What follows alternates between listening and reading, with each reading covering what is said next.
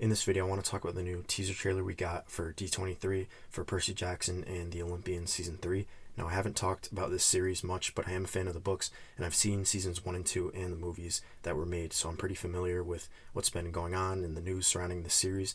After watching the trailer, I think my initial thought is that I hope this season is more accurate to the books than Seasons 1 and 2 have been, and I believe Walker Scobell has talked about this season being more book accurate and more of a faithful adaptation than Seasons 1 and 2, which I think is good news.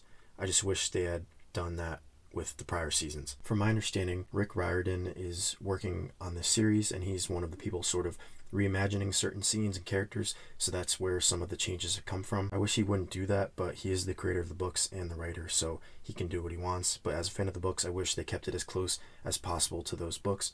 Now, the big thing with this season, and obviously if you haven't read the book, this will be a spoiler, is Annabeth's disappearance and the Great Prophecy being at the center of everything. Another thing is that this will be the first time the Titan's Curse has ever been adapted on screen. The older movies only went until the second book. Also, the trailer confirms, or at least strongly points towards, a lot of the major pieces from the book, so we'll see how much is actually left out. That's sort of what I'm more curious about.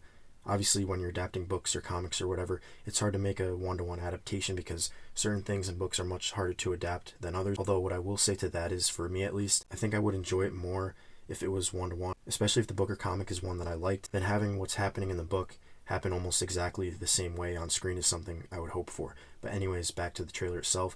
Specifically in the trailer, we see Percy starting to talk about the Great Prophecy. And I think this is an interesting point to bring up because in the show, they moved the Great Prophecy much farther forward than the original books did. In the books, Percy certainly knows that a major prophecy exists by this point, but the TV series has made his fear of being the child who destroys Olympus a much more active psychological burden already. So like I said, the Great Prophecy is going to be a central part of this season. Also, from the trailer, it seems like they're emphasizing this relationship between Percy and Thalia and how they're confronting each other at times because they also fill similar roles in the book due to who they are, being children of the Big Three.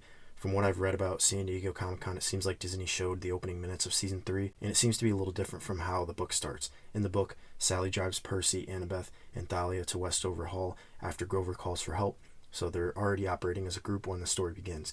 In the show, from what was shown, Thalia is in an underground parking garage fighting a Lastrygonian giant and interrogating it about Luke. Percy unexpectedly arrives and blasts the monster with water.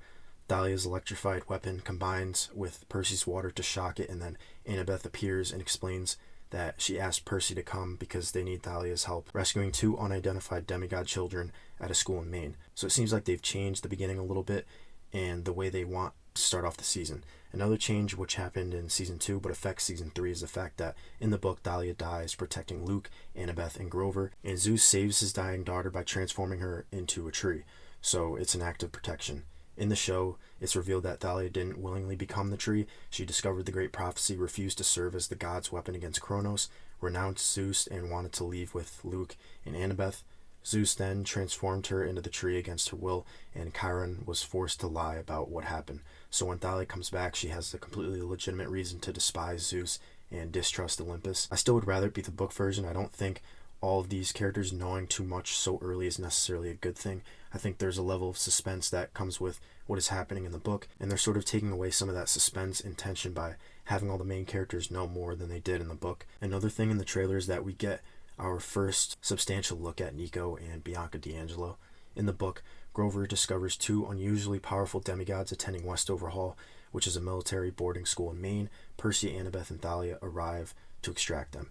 Another thing that I wanted to talk about was, hopefully there's a lot of cool shots in the season because I think there is a lot of potential for that. And also to tie into that, I think there's a lot of potential for really cool action scenes. I hope they lean into and utilize that. The first two seasons, the action was okay, but I hope they take it to another level in Season 3 and as the characters get older. Another thing we see in the trailer is the Manticore attack. Obviously in the book, Thorn's attack is extremely important because Percy gets poisoned. Thorn talks about the coming uprising of monsters and this mysterious creature capable of destroying Olympus. And then Annabeth jumps onto Thorn while the hunters fire on him. Thorn goes over the cliff and takes Annabeth with him. We don't actually see all of that happen in the trailer, but I'm sure we'll see some version of it in the show.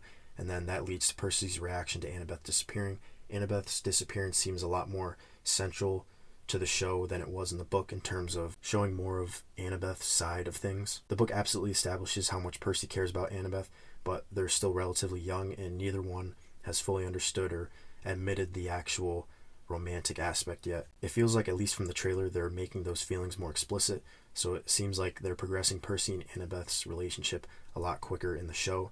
Then obviously we get a shot of Artemis and the Hunters. Their book role seems intact. After the Westover fight, Artemis realizes that an extraordinarily dangerous creature has appeared. She leaves to hunt it while Zoe takes command of the Hunters. Artemis is then captured, meaning the mission becomes a rescue operation for both Artemis and Annabeth. Her role seems to be intact, like I said, but her appearance is going to be noticeably different. In the book, Artemis deliberately manifests as a girl approximately 12 years old, around the age of her hunters. Obviously, Daphne Keane, who's going to be playing Artemis, looks much older than 12, so that's obviously another change there. Talking about Bianca again, there appears to be another change from the books. In the book, Bianca joins the Hunters almost immediately after Westover Hall. She spent her life caring for Nico and suddenly sees an opportunity to have a life that isn't defined by being his caretaker. So she pledges herself to Artemis before even going to Camp Half-Blood. From what we see in the trailer, though, she's wearing Camp Half-Blood orange shirt. I don't know if that means she already spent time at camp before deciding to join Artemis, but if that's the case, that would obviously be a change from the book, so we'll see what happens with that. Another shot we see from the trailer is Percy and Thalia appearing to confront each other at Camp Half-Blood. This obviously happens in the book, where their tensions explode after the Hunters defeat the campers at Capture the Flag. Percy and Thalia nearly start a serious fight, with Percy controlling water and Thalia calling lightning before the Oracle interrupts. Another thing I want to talk about is Annabeth in the trailer and what it seems like is going to happen with her throughout the season. I talked about this a little bit before, but it seems like Annabeth is getting much more screen time than she has in the book, and I believe this has actually been confirmed by the producers. Obviously in the Titan's Curse, because Percy is the narrator in the book, once Annabeth disappears, we mostly experience her imprisonment through Percy's dreams, fragments of information, and then finally finding her near the end. If the show followed that exactly, Annabeth would obviously disappear for a large portion of the season, but the producers have said they're going to open up the world and show what is happening to Annabeth while she's missing, so that would indicate another change. There are a bunch of other things I could dive into with this trailer because there's a lot being hinted at. There's so much that happens in this third book that can be tied to things we see in the trailer, and there are a ton of smaller details that were revealed. I'm not going to get into every single one, but I think the biggest thing for me with this season is that I like the fact that Walker Scobell has come out and said it's going to be the most faithful adaptation yet, and I think that's a good thing. I think they should strive to make it as faithful as possible, but with that being said, it seems like there are already some changes being made. There are obviously changes in seasons 1 and 2 that I didn't necessarily agree with.